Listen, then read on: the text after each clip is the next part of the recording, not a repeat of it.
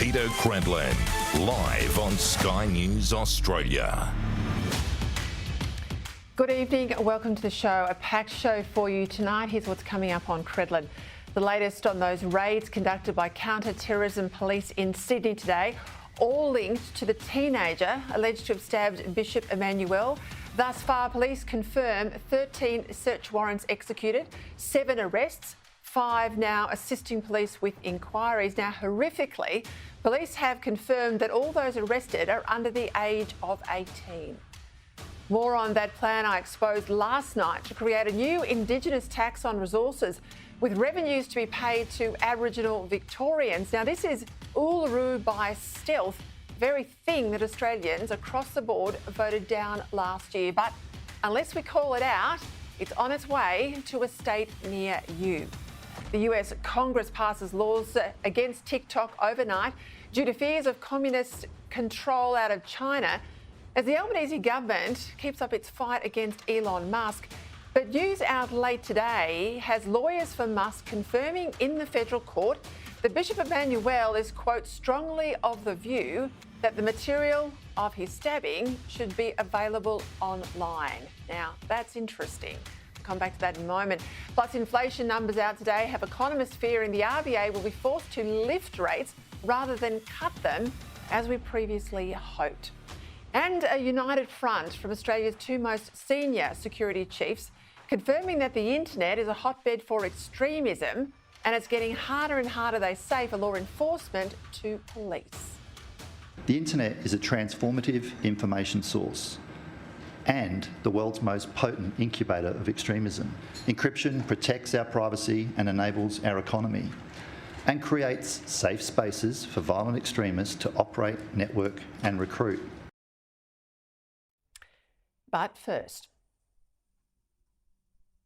it was considered that the group, subject of our attention, posed an unacceptable risk. Their behaviour, whilst under that surveillance, led us to believe that if they were to commit any act, we would not be able to prevent that. 13 search warrants have been executed across southwestern Sydney. As part of our JCTT investigation into the alleged Wakely stabbing, we identified links between the alleged offender and a network of associates and peers who we believe shared a similar violent extremist ideology. Well, that was what we heard this afternoon around 4 o'clock. The shock of those counter-terrorism raids involving 400 police. Now, in my experience, that is a massive raid onslaught. 7 confirmed arrests so far. A further 5 individuals were told assisting police with inquiries. Well, out of that, there's quite a few different issues at play in this whole messy debate that's now erupted over the role of big tech and social media, de-radicalization and terrorism risk, and what might be done to curb online crime and abuse. First, there's a question of what should or should not be available online, and whether the removal of violent images, such as the stabbing of Bishop Emmanuel, infringes the fundamental right to free speech. Second, there's the question of what should happen to the mass of online hate speech that could have acted as a spur to the kind of Islamist fanaticism which is alleged to have driven Bishop Emmanuel's attacker.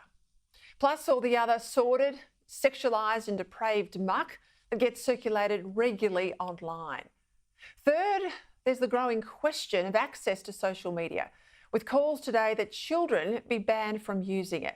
And fourth, there's the issue of encrypted messaging services run by big tech and used by terror groups, crime gangs, pedophile rings that police and security agencies say they often need big tech's cooperation in order to access. Not to mention here all the politicians and staff who use them too to get around freedom of information rules. This is what the ASIO chief was talking about at the press club today when he said that encryption is building a safe room for terrorists and spies, a secure place where they can plot and plan. Today, I'm urging the tech companies to work with us to resolve this challenge. I'm not asking for more resources. I'm not asking the government to do anything. I'm asking for the tech companies to do more. In effect, unaccountable encryption is like building a safe room for terrorists and spies, a secure place where they can plot and plan. All of this now seems to have been swept up in the moral panic over the role of big tech and AI, with loud calls from both sides of politics for new powers to enable officials to act as editors-in-chief of what you can see and read online. Now, as usual, when confronted with demands for urgent action on a range of complex issues, I've always thought it's best to go back to first principles. Of course, the police should have access to the messages sent by criminals, given that encryption technology seems to have run ahead of our spooks' ability to access it. And if big tech won't cooperate here, well, laws should make them.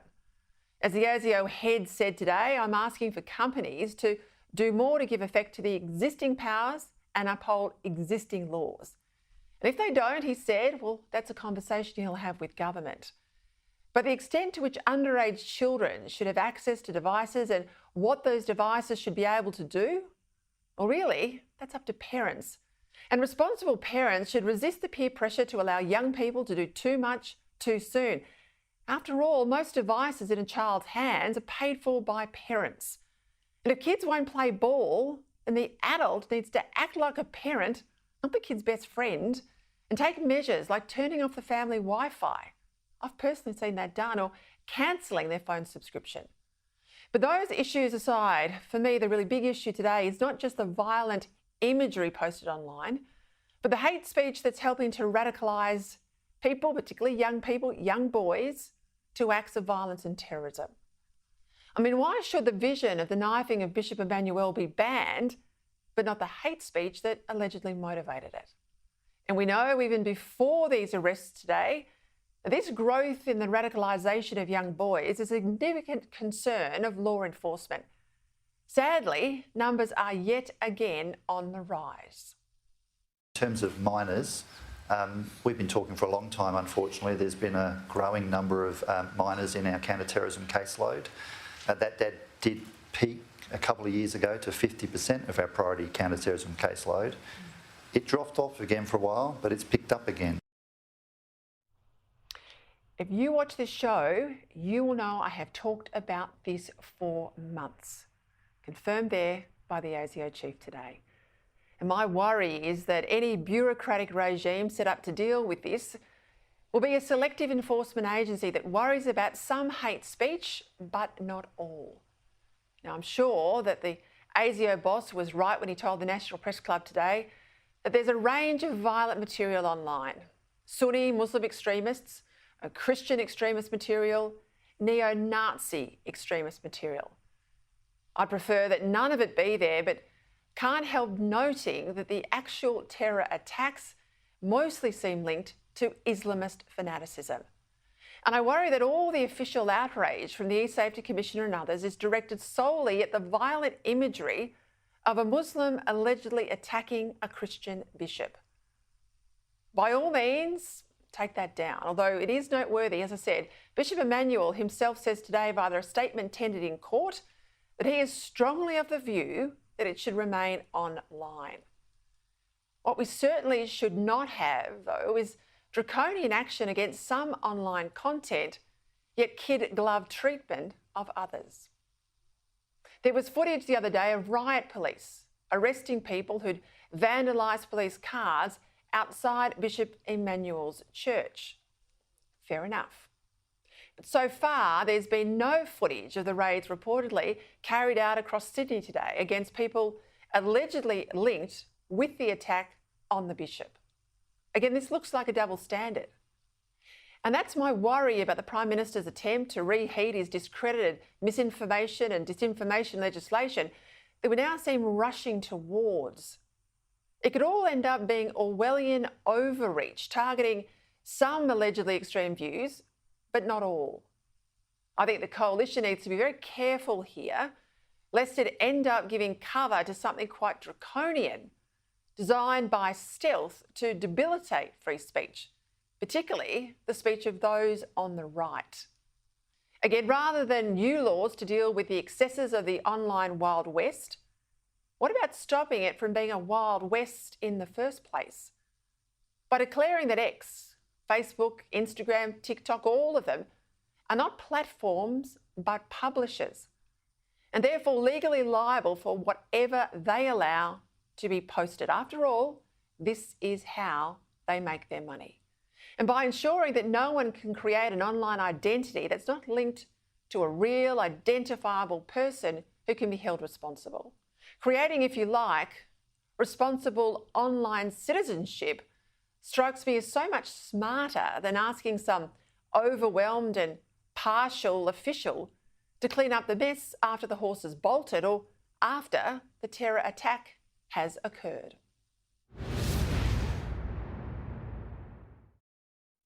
All right, we'll get the headlines now. As I said, it has been a huge day across the country. Sky News political reporter Olivia Casely. The eSafety Commissioner has won her bid to extend an injunction against X that will force the social media platform to hide graphic footage of a Sydney cleric being stabbed during a live-streamed church service in Sydney's southwest. In a twist, the court heard from X's lawyer that the victim of the alleged stabbing, an Assyrian Orthodox bishop, supports the video being available online. The government has warned it's bracing for rolling legal battles with the tech giants over inappropriate content. Social media platforms have market power, deep pockets. They have revenues that exceed some nations. It is difficult to determine at what point this litigation actually does end. The opposition is calling for compulsory age limits for social media. The UK is doing this. They passed a law to do it last year. Numerous US states like Texas, Arkansas and others. And we've got to get on with it. It comes as Australia's spy and police chiefs warn more youths are being radicalised. There's been a growing number of minors in our counter-terrorism caseload having a national debate about social media and the impact it has on society. That's one element, but it's not the only one. Being groomed from Syrian terrorists, for example, in Australia here through a gaming platform of a child who had no idea. Counterterrorism police raided multiple homes in Sydney on Monday in relation to the church stabbing. There's a joint counter-terrorism team with our three agencies overrepresented and New South Wales Crime Commission in that state. At this stage, 7 people, all juveniles, have been arrested and a further 5 are assisting police with our inquiries. I want to be very clear. We target criminality and not countries. We target radicalisation, not religion. Meanwhile, inflation has come in higher than expected during the March quarter, dampening expectations of interest rate cuts later in the year. Inflation has now almost halved since we were elected a couple of years ago. It is still too high. People are still under pressure, but we are making some progress. Prices increased by 1% during the March quarter, leaving the annual inflation rate at 3.6%. Olivia Casely, Sky News, Canberra. All right, a lot to get across, isn't there? Sky News host and National Affairs Editor of the Daily Telegraph, James Morrow, joins me. And Sky News senior reporter Carolyn Marcus. We'll start with those raids, the operation across Sydney today. 13 search warrants, 15-year-olds, 16-year-olds, 17-year-olds are those arrested, all allegedly linked to the church stabbing in Wakeley. Have a listen. As part of our JCTT investigation into the alleged Wakeley stabbing, we identified links between the alleged offender and a network of associates and peers who we believe shared a similar violent extremist ideology. Caroline, I mentioned this at the top of the show. I mean, it is massive when you've got anything involving 400 police. That's what happened with these raids. Take us through the latest if you can. Raiding 13 homes. The main group that was arrested, 7 people aged between 15 and 17-year-olds. They say they were part of a youth terror cell, peers and associates of the 16-year-old that police charged over that horrific stabbing of the Assyrian bishop last week in Wakeley. These people, along with 5 others who police are still questioning, they say they may have been involved in potentially planning some kind of attack because police had been under surveillance for the past week, intense scrutiny, and police finally decided to act today because they could no longer guarantee the community's safety if these people were to carry out an attack. Now, we don't know a lot more than that yet at this stage, Peter, other than that this group allegedly shared the same kind of violent, radical extremist ideology, and let's be clear what that was, radical Islamic ideology, that this 16-year-old who was involved in that terror incident last week allegedly shared too. Yeah, I'll just make the point that Islamist rather than Islamic, because this is Islamist extremism. It sounds like a semantic point, but I want to get that right.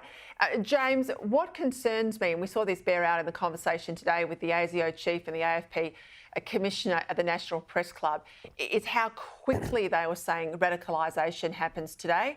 I mean, I saw it firsthand with Islamic State when I worked for the Prime Minister, the number of young Australians radicalised, and certainly plenty of cases overseas. But they're saying it happens faster now because AI is involved, and they're back to having about 50% of the caseload of security officials related to radicalisation.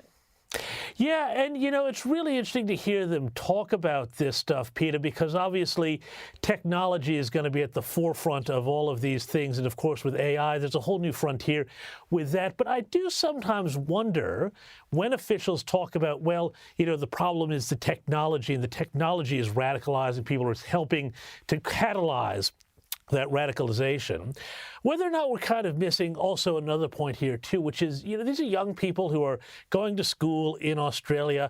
What are we doing in terms of filling that gap, you know, in the culture, in schools, to make sure that there's not the gaps for that radicalization to slip in? What sort of a job are we doing to teach young people, you know, that this is a good country that should be supported, and it's open and welcome to people of all faiths and people who come from around the world, and not some place that should be targeted by this sort of attack? I do think that, you know, when we see stories like the teaching of, you know, the Anzac legacy, having that Gaza-Palestinian connection we saw, and some other things we've seen in the news, that this is also a problem that we have, that we are not doing enough before they get to that point of radicalization to say, you know, immunize them and say, no, this is a great place, this is your country, it's our country, James, and don't do this.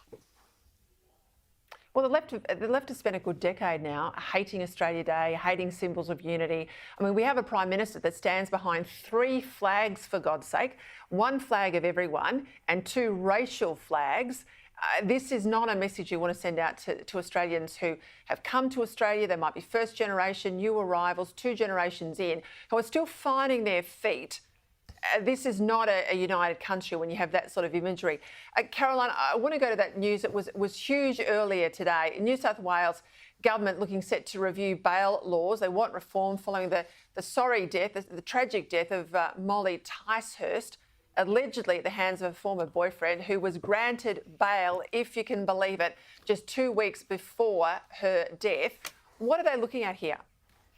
Well, essentially, this is a bail review that's been announced by the New South Wales Premier today that will look at whether urgent bail reform is needed for our state's laws. And spoiler alert, I think most viewers will agree that they are desperately needed, because at least in this case and in so many other cases we've seen, people accused of violent crimes are being bailed and then let out into the community where they reoffend, or where they, in this case, alleged to have attacked the victim that they were charged over in the first place.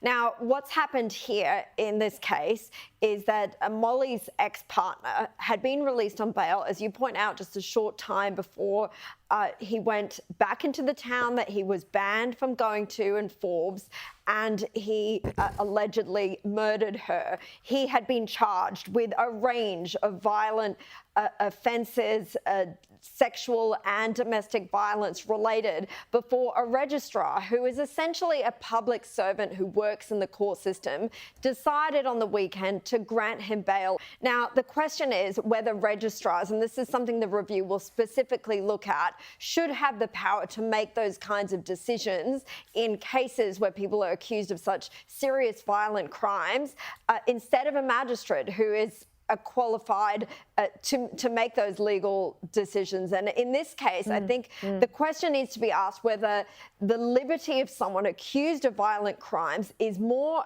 important than the safety of victims and witnesses in their cases that they're being accused of. Because in this case, it might be that they've thought, the registrar has possibly thought, I'm just speculating, am I qualified to make a decision that's going to withhold this person's liberty until they can see a magistrate on Monday morning? It was a weekend hearing. I might just let them go, just to be on the safe side. So this is something the review will have a look at. And you can see how that happens because they're all under pressure from activists who take them to human rights commissions if the argument is that they've withheld liberty. But right now, we've got a young woman in a morgue, and I don't suspect the registrar, whatever happens in the findings, will lose their job. And that's a problem in itself. Let's go to those inflation numbers out today. There has been a fall in inflation, 4.1% in December. We're down to 3.6 in March. That's good. It's outside the target band. The RBA likes to see 2 to 3. The worry, though, James, from a lot of experts out there is, given there's been this massive spike in petrol, I'm not telling anyone at home what they don't know if they've gone to fill up, it's up 25 cents a litre over the last 3 months. You've got obviously this concern with the budget that more goodies could be thrown out in a bit of a vote by the Treasurer in May. The RBA could have to put rates up, not cut them, as I think we've all been hoping. Yeah, well, I mean, this is the thing, Peter, and we've seen rates not just here but also in the United States, seen inflation rates remain what the economists call sticky. They had thought that a lot of this was just kind of pandemic related and supply chain related. But the thing is, once you get wage inflation in, it's very hard to get rid of that in the economy. Now, the big challenge, of course, is what's going to happen in the budget in May.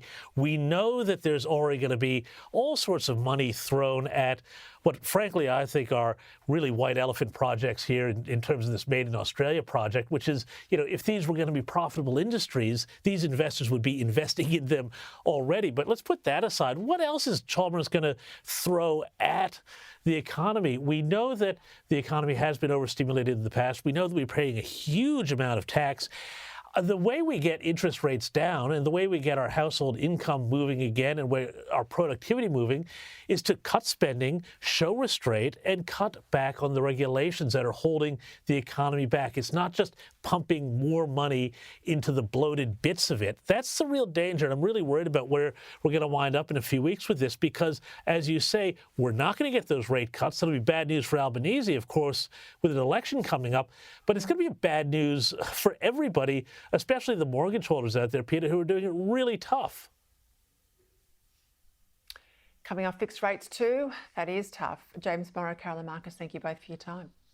All right, let's get into all those national security, terrorism-related issues out today, and of course those big speeches at the National Press Club. Joining me now, foreign editor at The Australian, Greg Sheridan. Well, your timing is exquisite. I wish we had better things to talk about, to be honest, Greg. Let's have your assessment on what we've heard late this afternoon from New South Wales and federal police regarding the counter-terrorism raids across Sydney. Well, Peter, it's great to be with you. There's a very disturbing situation. So the young guys who've been arrested deserve the presumption of innocence like everybody else. So I'm not going to presume their guilt or anything, but clearly there is a huge problem with the radicalisation of teenage young men from a Muslim background, and that's reoccurred. I think the Bondi tragedy was not terrorism, but it may have had this sort of demonstration effect on these young guys and showed them the sort of the glamour of violence and the fame that violence gets. I think James Morrow made a very powerful point that our official education system tells them that the country is rubbish, it's colonialist, it's racist, it's heteronormative, it's sexist, all the rest of it, and then we're surprised that they don't believe in the place. This is a huge challenge for the national security agencies. We're a long way from working out how we deal with social media in this, and we're a long way from having the kind of ethos and national morale which would attract people to our national story. Well, the point made by the two chiefs today at the press club, I thought was very strong when they talked about not just all the stuff they're contending with in terms of the digital technology explosion online. But now with the advancements of AI, they said that, you know, the criminals, the pedophiles, they are hiring smart kids out of university. They are way ahead of where the agencies are in terms of using this technology. And they're aided and abetted, of course, by big tech, who allow really powerful encryption tools. I think it was Mike Burgess who made the point that even with the current laws, where there is meant to be cooperation from big tech, they just don't get it. And they certainly don't get it in a timely fashion. I mean, has technology got so big, Greg, that we're going to really struggle to put our hands around it in terms of law enforcement going into the future? Has this got away from us? Yeah, so the simple answer, Peter, let me not beat about the bush, is yes. The answer is yes. But the solution is very complicated and difficult and elusive. So the big tech companies have gone beyond the reach of national law, and they don't cooperate much with national law anyway. There's a terrible balance to be struck here, very, very difficult. The big tech companies are terrific at censorship for things they don't like, but their censorship is all woke. It's all madness. You know, they'll censor you talking about The Voice, or they'll censor someone complaining about COVID measures. They'll do that in a minute, but they won't take down terrorist material, and they won't cooperate with law enforcement agencies tracking terrorists and murderers. Now, they have to be brought within the rule of law. This is extraordinarily difficult, both because of the power of the technology and because of its transnational nature. So I think Musk, I think he is an arrogant billionaire, but he has a point. Australian law can't simply censor something for the rest of the world, because if we can do it, then presumably China can do it, and Iran and everybody else. But there have to be better ways of censoring things for national consumption, and they must cooperate with law enforcement agencies in terms of allowing agencies with warrants to access confidential material. Now, the agency doesn't get carte blanche. It has to have a warrant or something like this, but it can't just simply be a no-go zone. And these big tech companies, they're terrific hypocrites. They're great champions of liberty when they're dealing with ASIO. They're poodles when they're dealing with authoritarian states, and the only censorship they impose is for woke social issues. So how do we deal with this? Like intellectually, the collision between the fundamentals of free speech and the necessity of the nation state to keep citizens safe. Bishop Emmanuel today reported in court as saying he wants the footage of his stabbing to stay up online. Now, if we draw a link between radical hate preachers and online networks and events like a terror attack on a bishop, why is the things that might have preceded the stabbing, you know, the hate speech in mosques, why is that allowed to stay online, but the effect of terrorism, the priest stabbed or the bishop stabbed at the altar, why does that come down but the other stuff stay? Yeah, look, good question or a good issue to raise, Peter. But nonetheless, I think it's not up to the bishop. It's up to the Australian legal framework. And there is a reason for taking pornographic violence down, because this pornographic violence begets imitation. But the real problem is this. We have a right as a democratic polity to set limits on free speech. There are always some limits on free speech. You can't shout fire in a crowded cinema.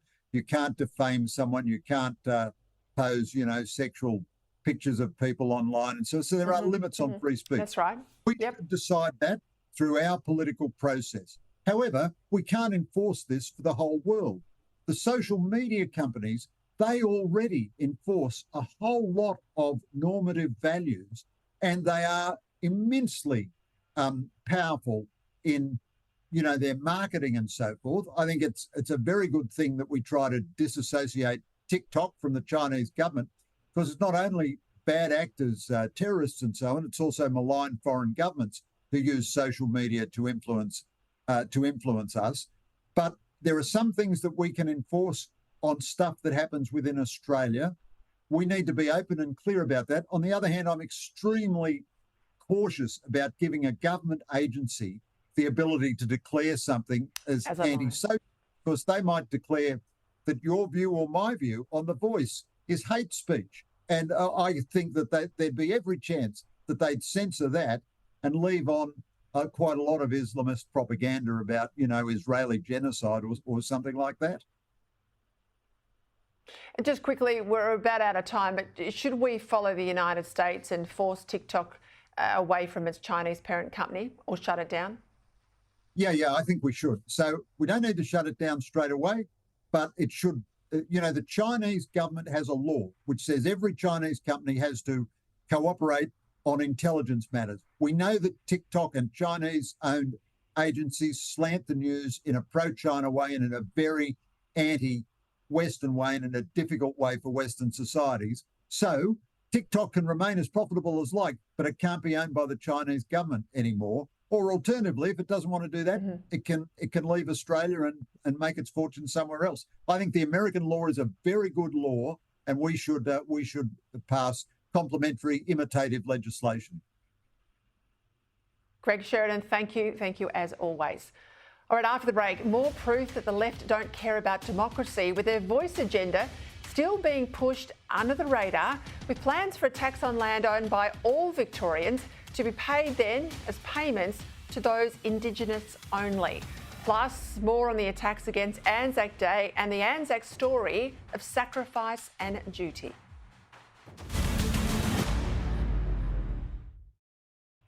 Welcome back. Ignorant teachers teaching our kids about Anzac, or not teaching them as the case is. We'll get to that in a moment. But first, I want to return to something I addressed in my editorial last night, and that's the Victorian Labor government's push for a race-based separatist agenda, as if the referendum had never been defeated. And it was also defeated in Victoria, surprisingly enough. The latest push in all of this comes from the state's Energy Minister, Lily D'Ambrosio, proposing a new tax of sorts on mining payments to give back, she says, some of the $1 billion plus that's been paid over the past decade, embedding what she calls the concept of traditional owner benefit sharing. For more on what this means in practice is the Victorian Shadow Energy Minister, David Davis. Well, David, welcome. I've read the documents. I know you have too. What does this mean? I mean, are we talking about a special allocation of funds from a new resources tax that'll be paid then to just Aboriginal people? Peter, this is very concerning, and what these documents show, and to explain to people what they are, the formal submission by the Victorian Energy Minister to the URIC Royal Commission, the Indigenous Truth-Telling Royal Commission, and the transcript of evidence of her contribution a couple of days ago. What they show very concerningly is two things. A plan to put some sort of levy or requirement for proponents to pay money, and that would mean renewables proponents to pay money, whether it be a wire line. VNI West is specifically mentioned, as is the Western Link. All of those would see special money paid by the proponents. Now, that's obviously going to flow through to households and businesses who pay for electricity.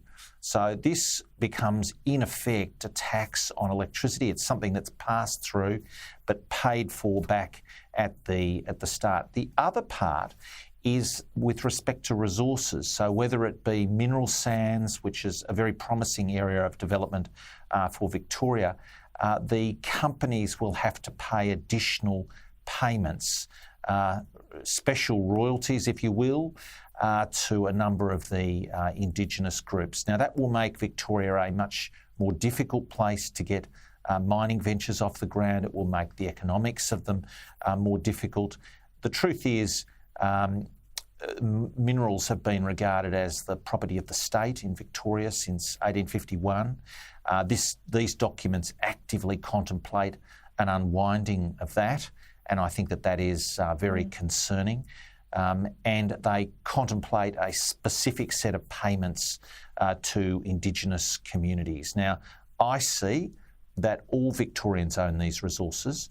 All Victorians are entitled to a proper royalty, if you will, but there should not be a special royalty or a special payment to Indigenous communities. And in the case of the electricity generation and transmission issues, and offshore wind is also mentioned in the papers, I don't believe that there should be a special levy or tax or payment required by the proponents of those projects. They should not have that pass through to, hard working Victorian families, hard slugged Victorian businesses. They don't need more pressure, more effective taxes at a time of a cost of living crisis. They don't need that, and it's wrong. Comprehensive analysis, David. I'll leave it there, but thank you for highlighting this, because I'm saying this stuff is happening by stealth right across the state, certainly happening interstate. We saw it recently with a Cumberland local council in Sydney. This is happening by stealth, and you're digging it up and putting it out there in the public domain so we can call it out. David Davis there, thank you. All right, let's go to that other issue, this nonsense being pushed by a group of activist teachers when it comes to Anzac Day. Now, beyond the utter disrespect, this Teachers for Palestine group is showing our diggers, there's also the ignorance of our history, and yet horrifyingly, they are in charge of teaching our kids. Joining me now, Shadow Education Minister at a federal level, Sarah Henderson. Well, Senator Henderson, welcome. This group claim they've got hundreds of members. They say they work with schools right across the country. They've actually produced material for the classroom, 40-page document to push their warped view of military history. So this isn't a fringe outfit. How concerned are you? Peter, good evening, and I'm very concerned. This is a warped view of history run by activists, and we've seen so much activism by pro-Palestinian groups since the 7th of October last year. The classroom is for education, not indoctrination, and the way that this group has reflected on the legend of the Anzacs, of the sacrifice of those who served in all wars, including more than 100,000 Australians who made the ultimate sacrifice. It's absolutely appalling, and the Education Minister, Jason Clare, must ensure that none of these materials get into any classroom. Yeah, he's been strangely silent. I mean, I listened to one of the activists yesterday on radio. They had this to say, that somehow our history lessons on the Anzac story are tied up with arms dealers. Let's have a listen. And it's being used for ideological purposes. It's not simply remembering sacrifices. A lot of people have contacted us. We're in connection with hundreds and hundreds of teachers, and not just in Victoria, but across Australia, who say, please help us. We are sick of this, having to do this ideological work for arms companies and the government. I mean, connecting Anzac Day with arms dealers, I mean, this is nut job stuff, Sarah. So where is Jason Clare? This has been running for a number of days. We've got, obviously, the commemoration of Anzac Day tomorrow. Labor's got to get out from under the desk and draw a line under this and say they won't support this nonsense. Look, he has made a comment in the Australian today, and I'm pleased to see that, but frankly, they need to walk the walk on these issues. I have seen barely any action from Jason Clare on combating indoctrination in the classroom and the shocking activism by groups like this. And we've seen these activists try to drag students out of the classroom, participate in school strikes, fueling anti-Semitism. And of course, at our universities, it's even worse. Frankly, it is time the Albanese government stood up to this. This is not about being pro-Palestinian. This is all about anti-Jewish and anti-Israeli hatred. This is what this is all about, and it is an absolute disgrace.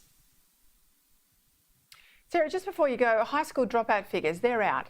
Our rates are at the highest level of dropout since 2010. Nearly 1 in 4 students are not finishing year 12.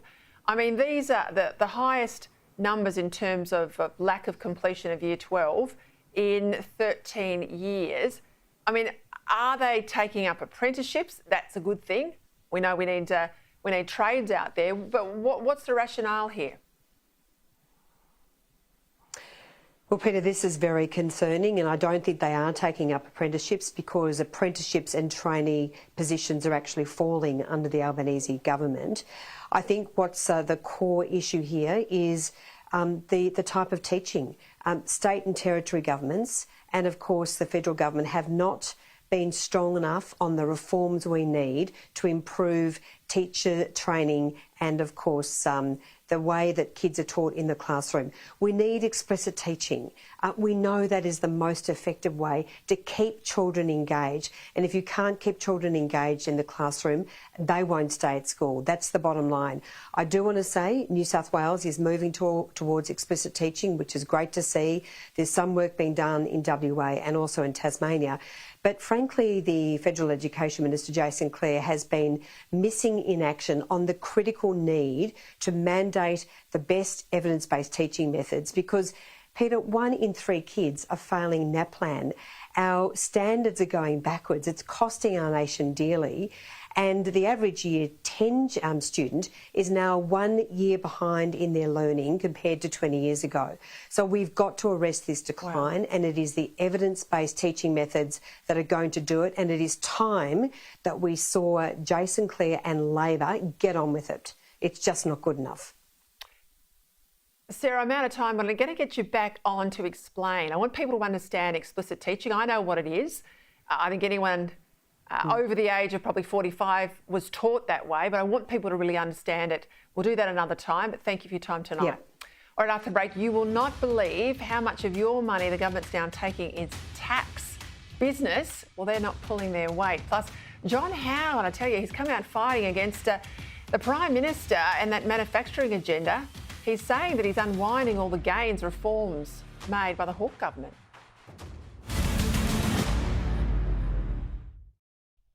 All right, Kell Richards coming up soon, but my panel first now. Shadow Environment Minister Jonathan Duniam and columnist with The Spectator, Terry Barnes. Well, welcome to you both. I want to touch back, if I can, on those terror raids that we had this afternoon across Sydney. Absolutely chilling. But what's come out of the debate in the last couple of days, Senator Duniam, is this push from your side, from the Coalition, for mandatory age limits on social media. Now, I know some markets overseas are trialling this. I've seen the ones for ordering alcohol, let's say online. You just click through the button, they ask you, are you 18? There's no verification and away you go. Good idea. A, how effective are they? But B, I mean, in the end, parents are buying these smartphones. Parents are paying for the Wi-Fi and the subscription to the telephone. Surely if we want to stamp down on kids doing the wrong thing online, we need parents to step up as well. Well, Peter, I do agree that we should not be supplanting the family unit to take responsibility for the raising of their kids. I mean, I've got 3 young men myself, and I want them to grow up as the most honourable gentlemen they possibly can be. I will do everything I can to protect them from the harms of this world. Unfortunately, in this modern world, 2 of my sons have smart devices, and they're constantly communicating with their mates on them, and goodness knows what else they consume.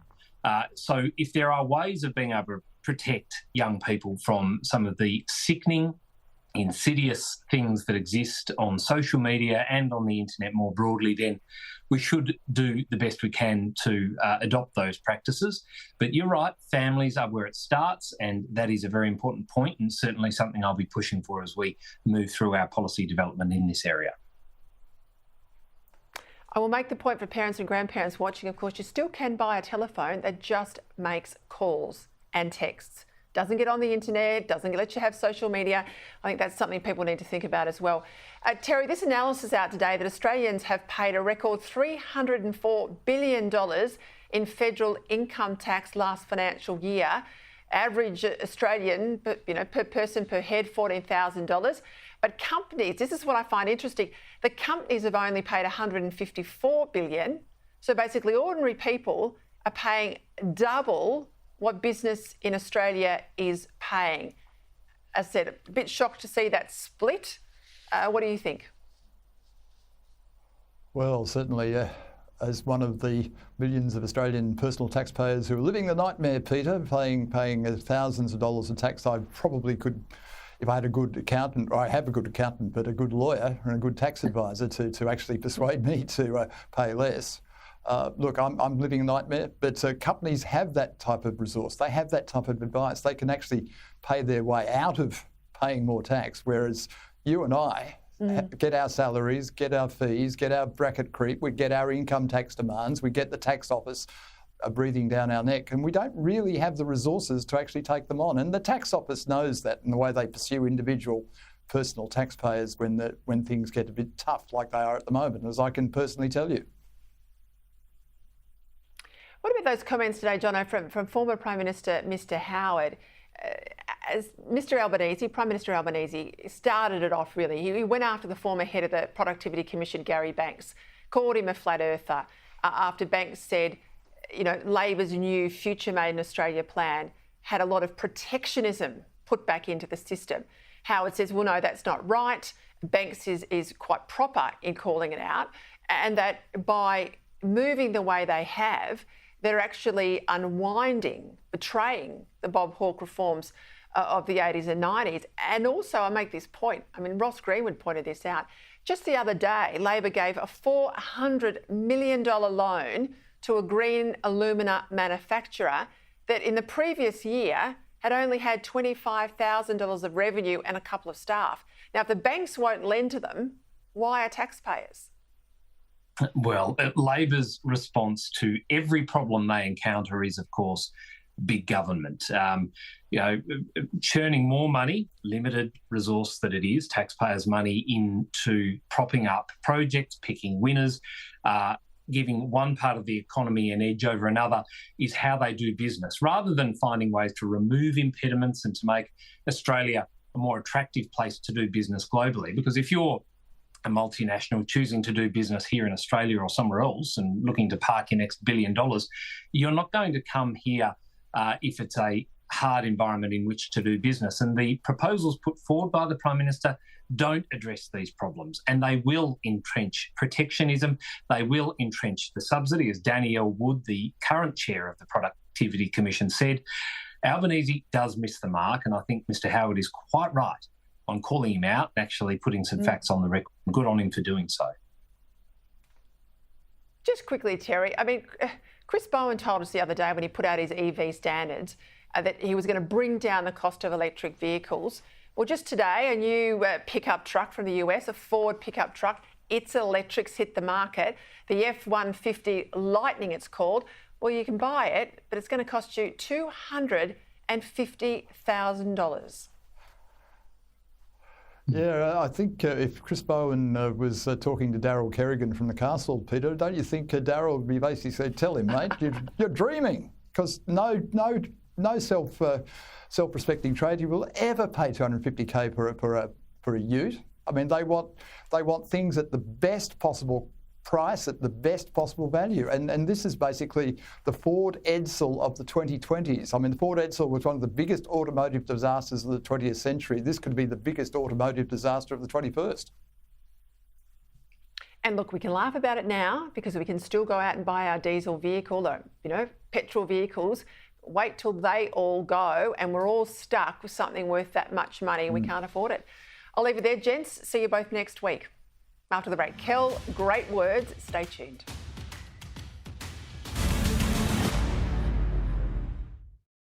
I know he's your favourite. I'm going to bring him in straight away. Wordsmith broadcaster and my dear friend Kell Richards. Well, welcome as always, Kell.